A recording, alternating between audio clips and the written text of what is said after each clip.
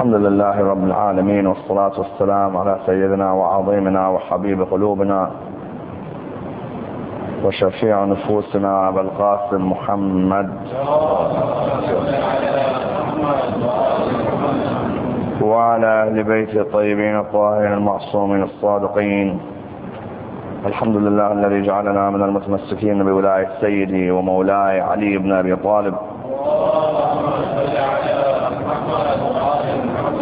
الحمد لله الذي هدانا لهذا وما كنا لنهتدي لولا أن هدانا الله.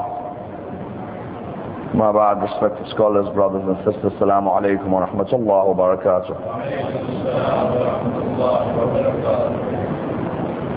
We continue in the second story within Surah Al-Kahf, which is an excellent story in relation to many areas.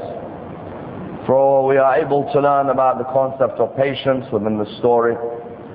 We are able to learn about the concept of knowledge of the unseen. We are able to also learn about the wisdom of Allah subhanahu wa ta'ala behind an action which we cannot necessarily see there and then. The story of Prophet Musa and Prophet Khidr in the Quran is seen by many as the defining point in Musa reaching his highest level. Not only has Musa trained under one prophet called Shu'aib, but now he goes to train under another prophet by the name of Khidr.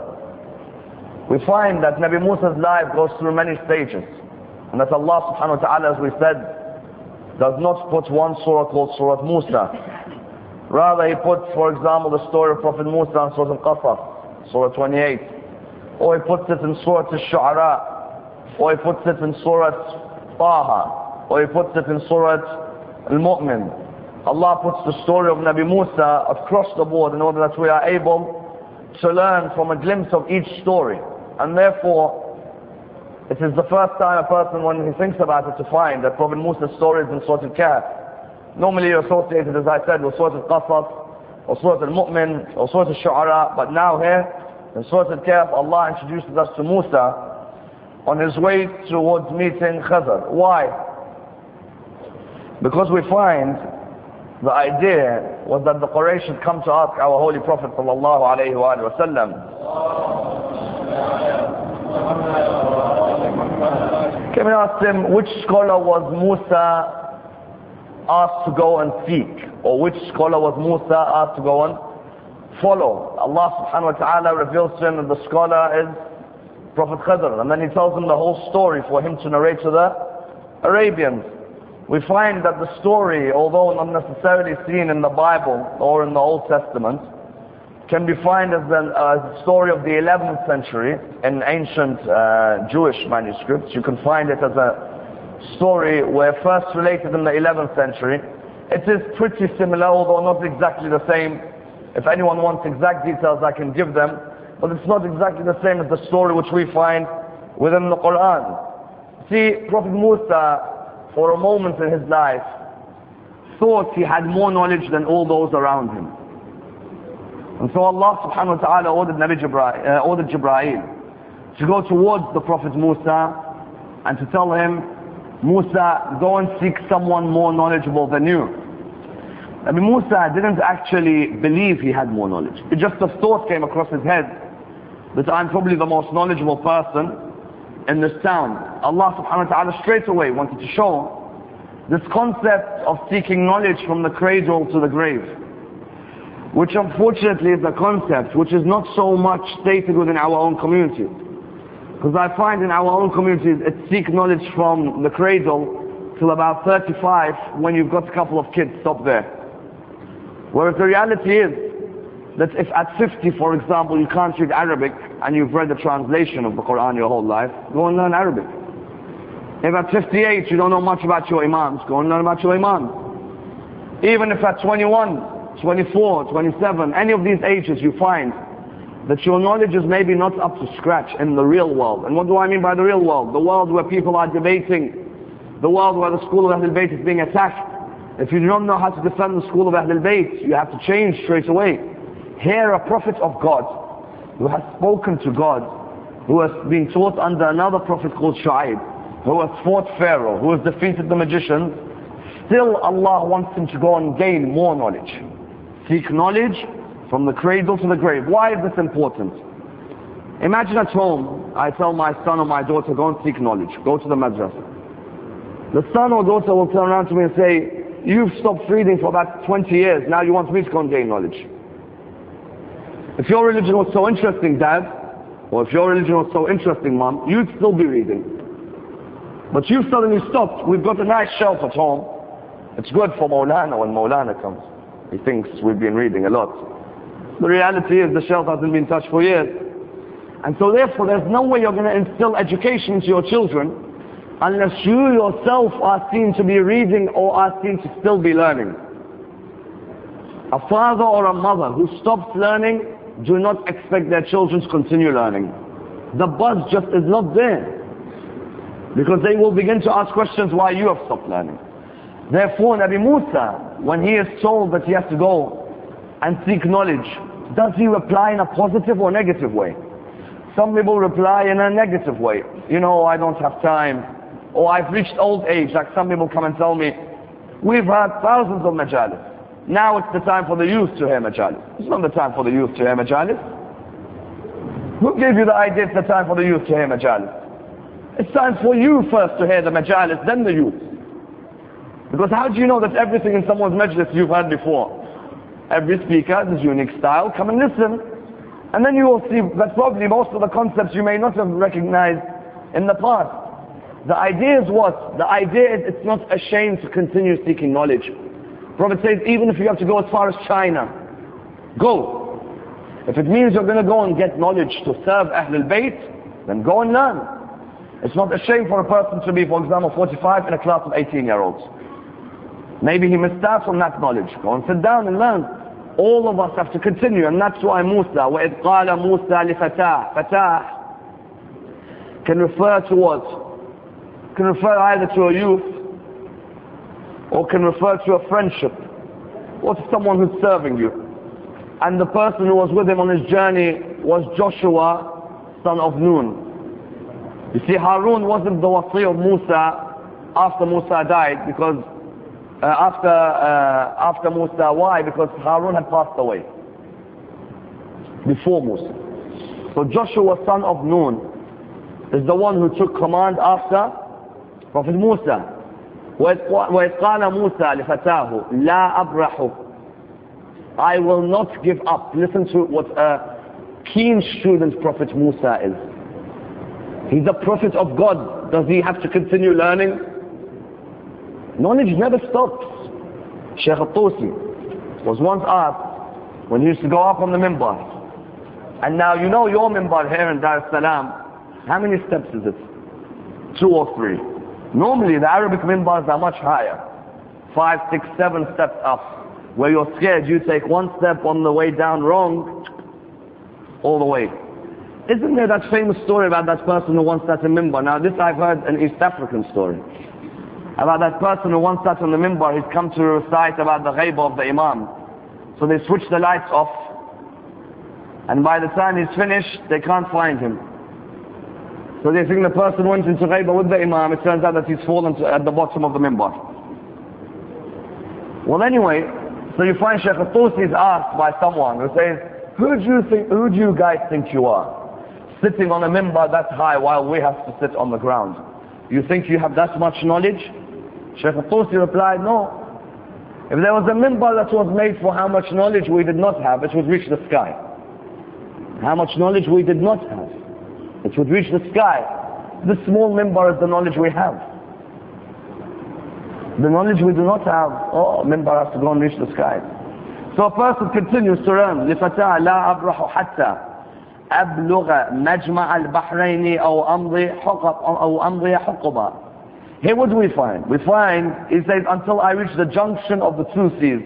There's a difference of opinion. One says that it's the Sinai Peninsula, between the Gulf of Aqaba and the Gulf of Suez. That's the junction of the 2 seas. The Sinai Peninsula, the Gulf of Aqaba, Gulf of Suez, between there. Another says no, it's between where the Indian Ocean and the Red Sea come together. Okay, so there's 2 different opinions here. He says, أَوْ أَمْضِيَ حُقُبًا. Even if I am going to continue going on and on and on. Huqban normally means even if I continue for 80 years, until I seek one bit of knowledge, which I need, which Allah has told me, that you're going to go and meet a man who has knowledge which you do not have. So he goes, فَلَمَّا بَلَغَ مَجْمَعَ بَيْنَهُمَا نَسِيَا حُوتَهُمَا فَاتَّخَذَ سَبِيلَهُ فِي الْبَحْرِ سَرَبًا. They had this fish which was going to be used as an indicator to tell them whether they've reached the position where Khidr is or no. The fish was going to point them to a place called Ayn al-Hayat, a place where life is given. But what happened was, this fish, Joshua son of Nun, leaves the fish has gone back into the sea at that place. But Joshua son of Nun, as we find here, Nabi Musa continues to say, فَلَمَّا جَاوَزَ قَالَ لِفَتَاهُ آتِنَا غَدَاءَنَا لَقَدْ لَقِينَا مِنْ سَفَرِنَا هَذَا نَصَبًا. Joshua son of Nun, Nabi Musa says to him, I'm hungry, let's have some refreshments. Remember this fish, they need to use it, it's meant to point to them. So he says, let's sit down and have some refreshments somewhere. This moment Joshua son of Nun thinks about refreshments, he's thinking, where's the fish? قال أرأيت إذ أوينا إلى الصخرة فإني نسيت الحوت وما أنسانيها إلا الشيطان. He says, Prophet Musa, would you believe that you know the fish which was meant to guide us? I had left it when I was on the rock, and I remembered that it went into the sea, but I forgot to tell you. He says, Shaitan is the one who made me forget. وما أنسانيها إلا الشيطان أن أذكره واتخذ سبيله في البحر عجبا.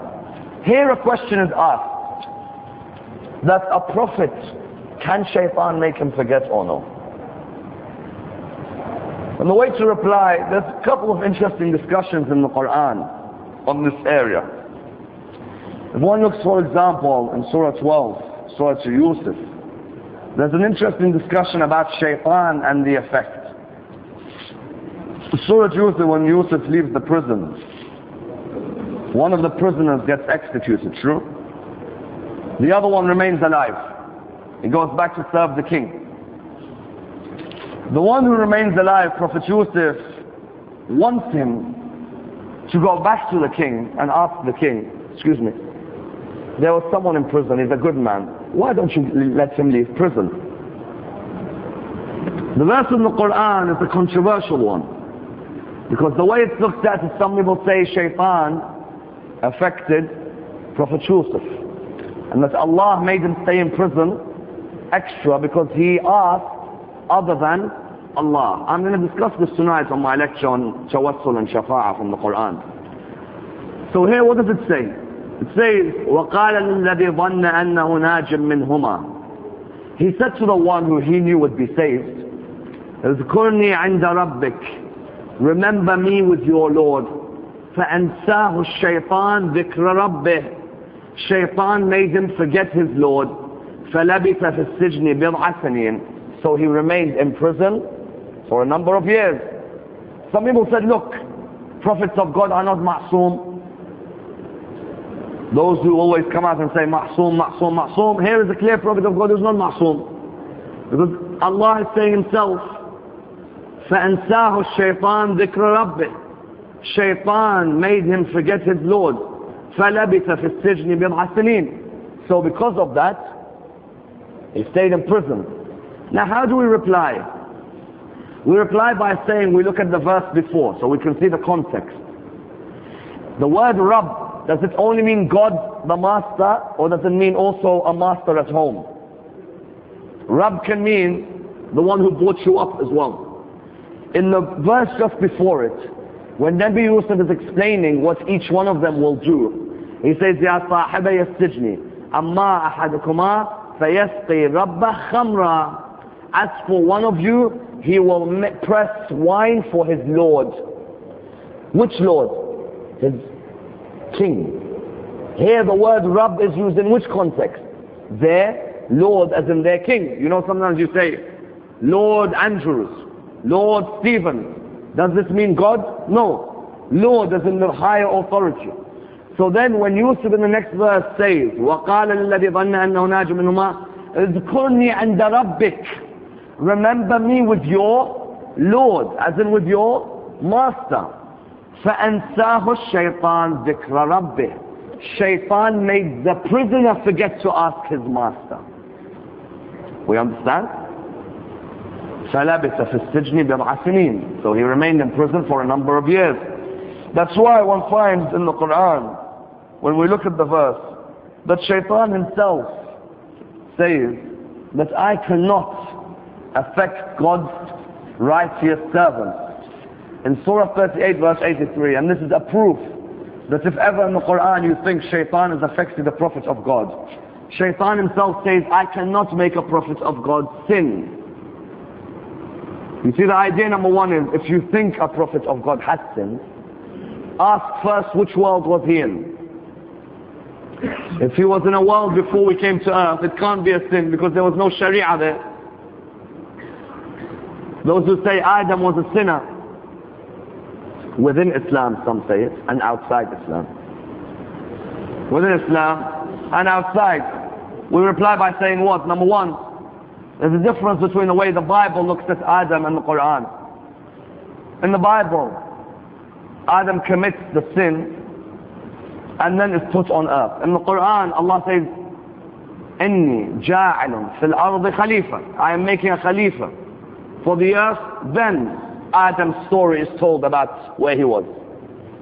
The Bible gives the impression that he sinned, then he was expelled. The Quran says, we've already booked his ticket. Then we're gonna show him what? We're gonna show him, you know, when you get a job, for the first 2 weeks maybe they give you induction course. To get you on the job training, they teach you that these are what you're gonna face in the job. The computer, keyboard, hardware, software, imports, exports. They give you on-the-job training. Every prophet of God, his on-the-job training was Adam's story. Did Adam have someone before him for on-the-job training? Adam was the induction course.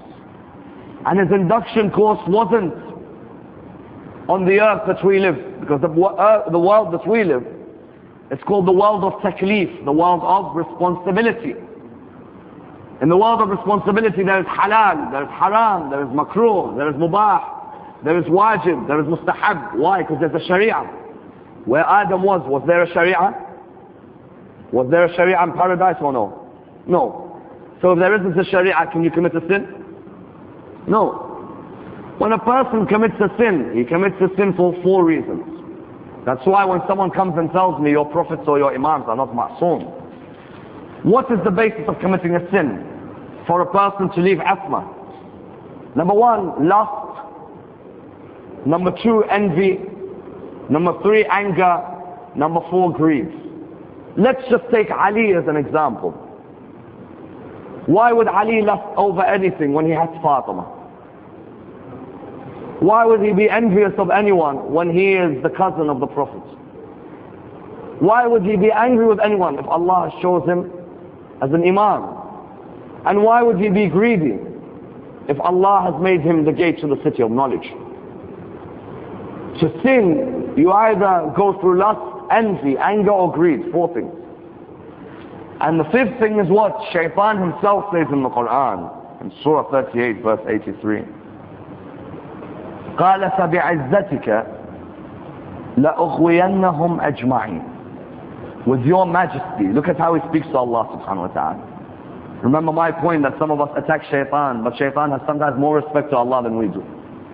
With your majesty, I will deceive many of them.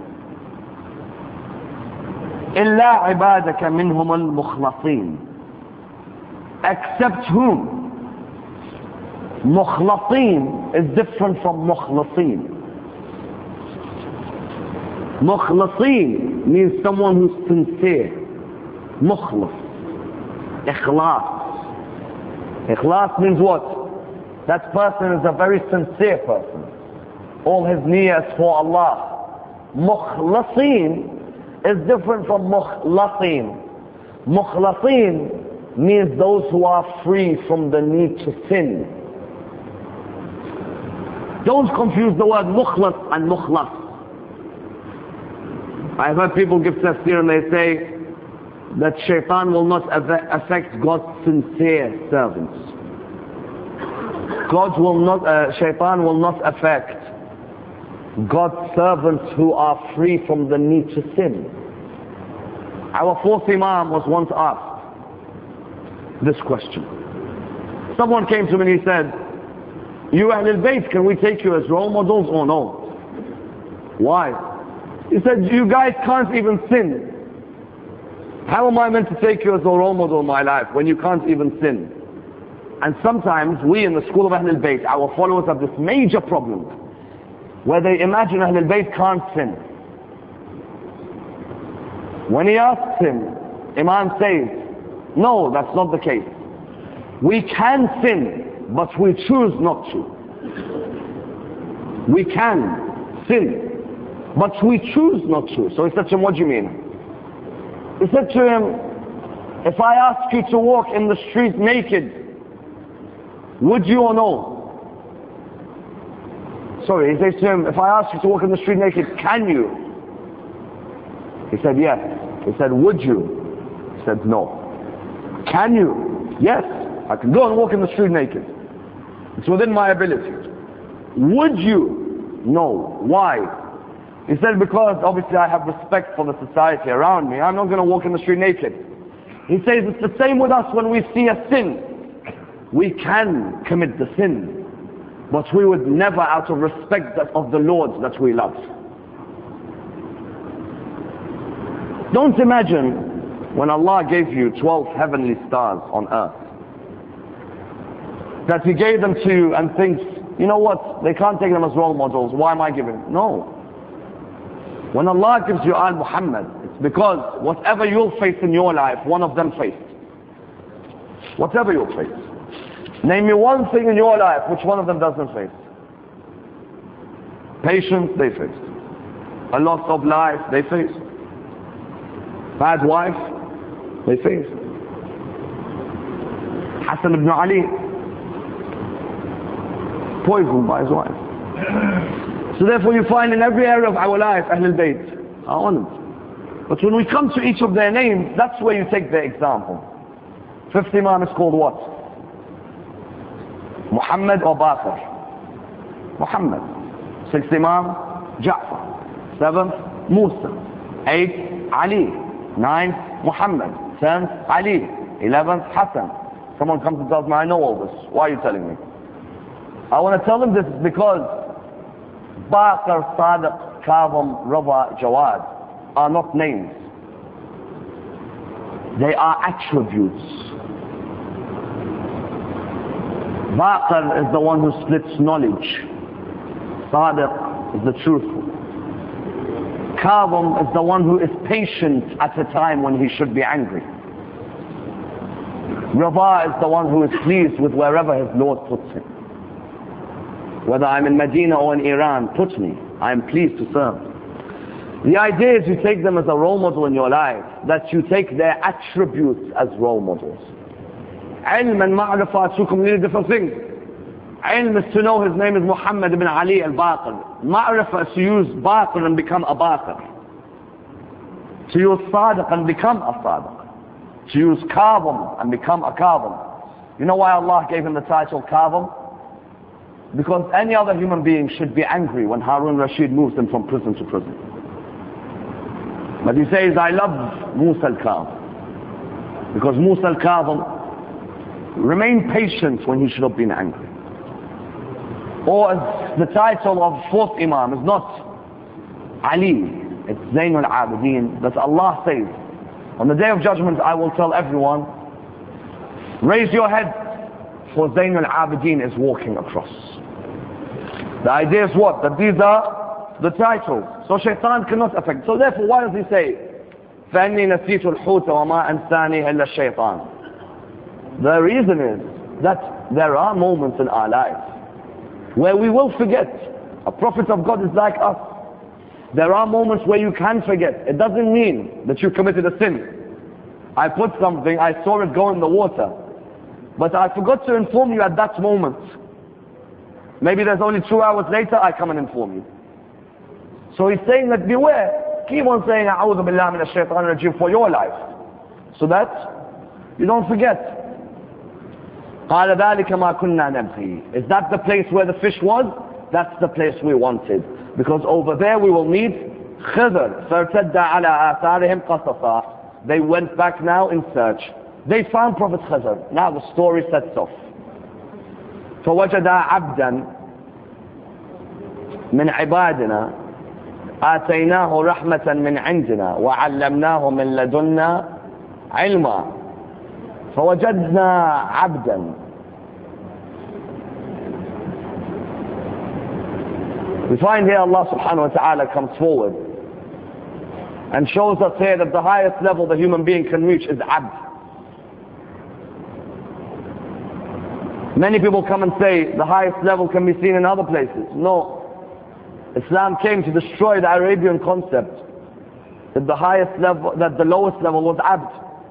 Because when Allah praises His Prophet, He says in Tashahhud, أشهد أن لا إله إلا الله وحده لا شريك له وأشهد أن محمدا عبده ورسوله. First level is abd, then you become. You have to pass that level of certitude. That's why even in Mi'raj Allah says, Subhana alladhi asra bi'abdih. Praise be to the Lord who ascended His servant Muhammad. He didn't say Subhana alladhi asra nabiyih or rasulih or Muhammad. No. Subhana alladhi asra bi'abdih. The fact that Muhammad reached servitude was the highest level you could reach as a human being. That's why, for those of you who were not there, I mentioned in one of my lectures that when Prophet Musa went to Mount Sinai, he met one of the children of Israel on his way, who said to him, O Prophet Musa, when I've committed many sins, do you mind asking my Lord if He'd forgive me? And Musa said, no problem. When Musa went up to Sinai, he came back down and saw the person. The person looked at him, he said, Prophet, did you ask? He said, yes. Let me tell you. He said, my Lord said to me, tell my servant. The person said, stop there. So he replied to him, Nabi Musa said, don't you want me to tell you what your Lord said? He said, no, stop there. As long as my Lord has called me His abd, I don't care if He punishes me or forgives me now. Abd. فَوَجَدَ عَبْدًا مِنْ عِبَادِنَا آتَيْنَاهُ what? رَحْمَةً مِنْ عِنْدِنَا. رَحْمَةً مِنْ عِنْدِنَا could be 3 things. Number 1, prophethood. We gave him mercy from us. Could mean prophethood, or could mean long life, or could mean a breast vast enough to take knowledge of Allah. Rahmah is what? Could mean prophethood, nubuwwah. Could mean long life. Khidr is still living according to a hadith until today. They say, your Mahdi, how can he live so long? Khidr, Isa are all living until today. Why are you surprised with my Mahdi? Like one person said to me, what's the wisdom of your Mahdi being in a sirdab? You know sirdab, in the cellar. Tell him to come out. I replied, what's the wisdom of your Isa? Where is he? Person within Islam. I said, your Isa, what's he doing now? I haven't seen him. Where is he? What's the wisdom? He said, no, Allah has a wisdom in putting him in ghaib. And I said, Allah doesn't have wisdom in Mahdi. Number 3, a breast wide enough to take knowledge for prophethood. وَعَلَّمْنَاهُ مِنْ لَدُنَّا عِلْمًا. Ilm ladunni is a different type of ilm to all other ilm. It is a direct knowledge given from Allah to His prophets. When the Quran says وَعَلَّمْنَاهُ مِنْ لَدُنَّا عِلْمًا, min ladunna means a direct communication. As we said, Allah communicates with a prophet through a dream, and with a Rasul through an angel. So we find, for example, with Ibrahim, you had Allah communicate to him through a dream of Ismail, and then later Allah communicated through angels when the angels came in the time of Prophet Lut as guests of Prophet Ibrahim. And therefore Quran comes to show us Nabi Musa's humility. قال له موسى هل أتبعك على أن تعلمني مما علمت رشدا. Beautiful. Nabi Musa comes and says to him, do you mind teaching me what you've been taught for development? Understand the beauty of the Quran here. Number one, Musa, his humility, comes to another prophet, can you teach me? But can you teach me ilm? For ilm is a wasila to reach Allah, not the end.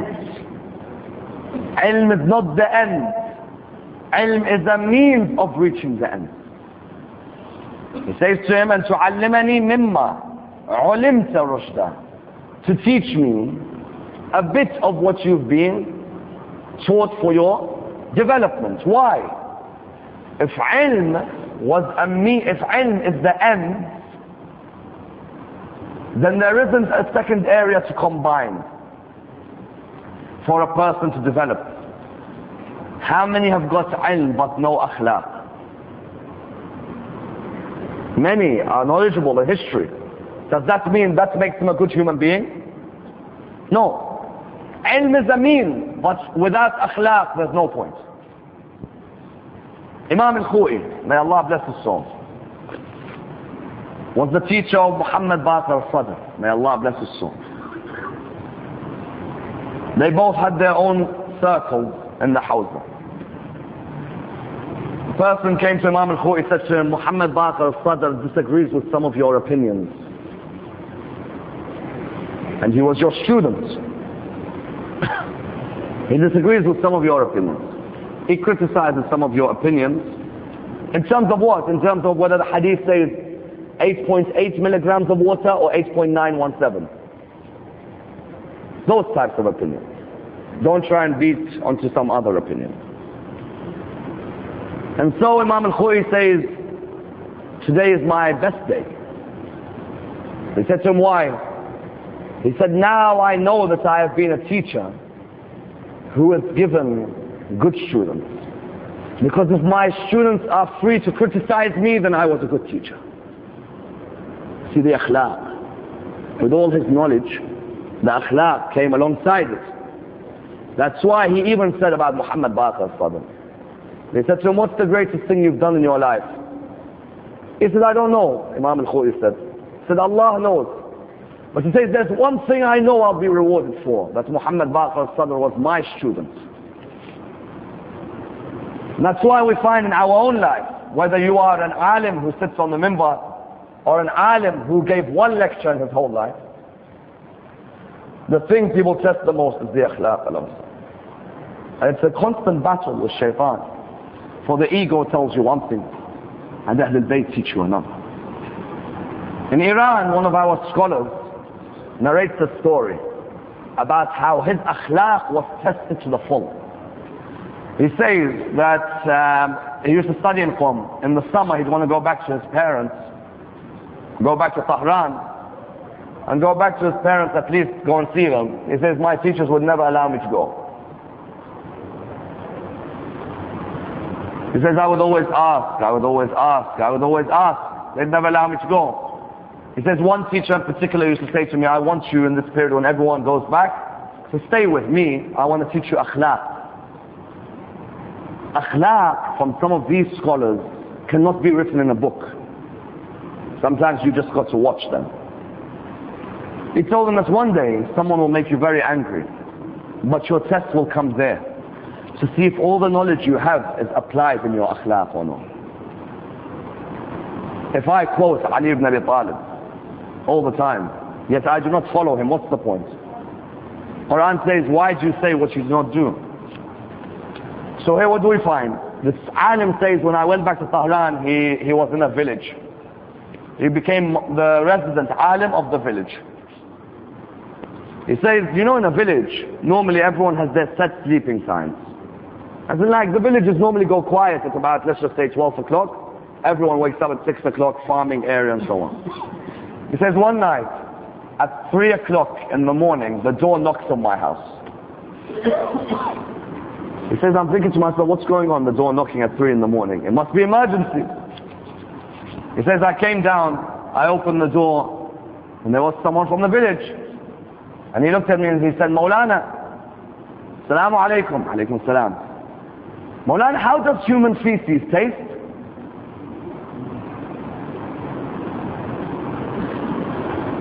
Now if someone asked me that question 3 in the morning, you'll see what happens. 3 in the morning you want to ask me, how does human feces taste?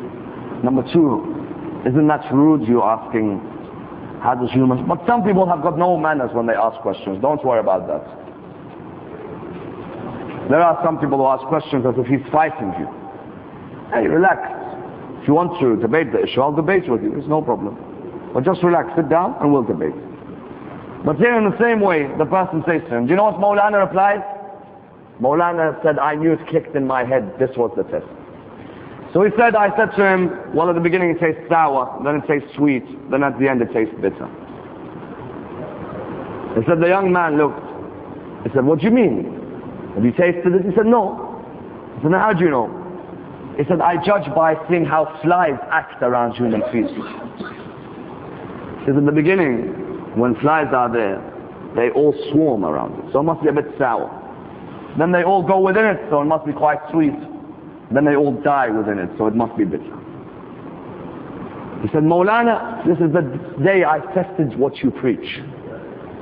All my life I wanted to ask, is what they preach also how they act? He said, I have come at 3 in the morning to ask the most stupid question,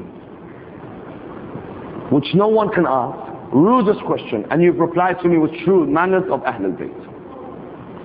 The idea is that Musa says, all I want is knowledge as a development to my greatness, not as the end. Too many today are there. That's for another time. قال إنك لن تستطيع معي صبرا. You don't have the patience to come with me. What? You don't have the patience to come with me. You, Prophet of God, defeats Fir'aun. You've spoken to God, but you don't have the patience to come with me. Sometimes a teacher is 2 types. One is condescending, where he is like, you can't be in this class, it's too high level for you. But others are straight to the point. Don't waste my time. They are more to the point of saying, look, if you're going to join my class, are you ready or no? Because it's not an easy class. He tells him, you don't have the patience to come with me. And then he replies to him, وَكَيْفَ تَصْبِرُ عَلَى مَا لَمْ تُحِطْ بِهِ خُبْرًا. And how can you have patience anyway over something you don't know? Khidr is telling Musa. Musa replies, قَالَ سَتَجِدُنِي إِنْ شَاءَ اللَّهِ صَابِرًا وَلَا أَعْصِي لَكَ أَمْرًا. Inshallah, you will find me. Listen to the akhlaq. Someone tells you, you don't have the patience. Would you reply with akhlaq? No. You would show impatience, but he shows him straight away, I have patience. قال ستجدني إن شاء الله صابرا ولا أعصي لك أمرا. Nabi Khidr then tells him, okay, I'm going to tell you the condition on the application form if you want to join me. Gives him the application form, imagine. On the application form it says, قال فإن اتبعتني فلا تسألني عن شيء حتى أحدث لك منه ذكرى. If you're going to follow me, you do not ask a single thing about what you're going to see until I explain it to you. You don't ask. I'm going to show you some things which are hard to stomach. But don't ask a question. Watch, and you'll learn. You see, the beauty of this area is what? Is that for Allah to give someone ilm al-ghayb, because He's going to show him now. The person's first prerequisite is sabr.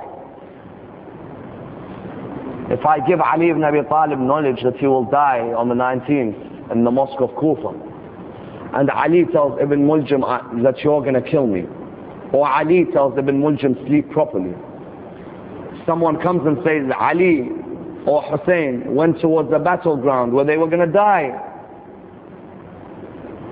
Allah had tested the patience of the son of Abu Talib before. He had seen that this was a man who didn't fear death. Number 2, found freedom in death. Number 3 could be reunited with his Lord and his Prophet and his wife again. So death was a means to go back to happiness, not the end. So we'll discuss inshallah tomorrow in our final lecture about the idea which is what? Which is the 3 things Musa saw which taught him ilm al-ghayb. Assalamu alaikum wa rahmatullah wa barakatuh.